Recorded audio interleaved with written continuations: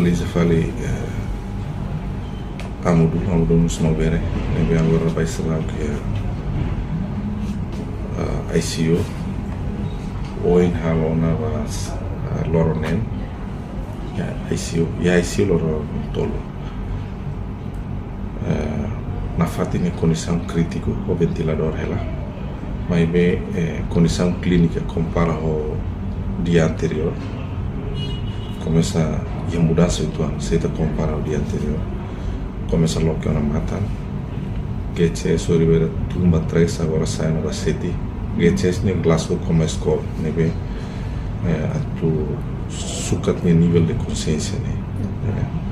agora começa logo que na matan atualização nicos mas na fatin no ventilador se na fatin no ventilador se categoriza nessa e fase crítico na fatin a minha dalawarak médico utiliza terminologia GCS ne Glasgow como escola ne valor normal é 15 agora vem loro bolivane tumba 3 significa turno meja ne atu evalua ne lo que mata ngalai to lo que mata ngalai ne tenta tu kuliah ngalai ne boka ngalai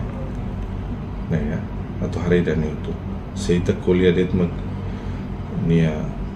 ne valor cada puntos ne ya atau hari ne lo que mata ngalai atau itu usubani hata ngalai tarukan ni hit ne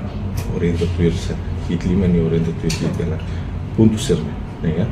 ne agora sai na wasiti putus mas na fatin ne condição crítico nela.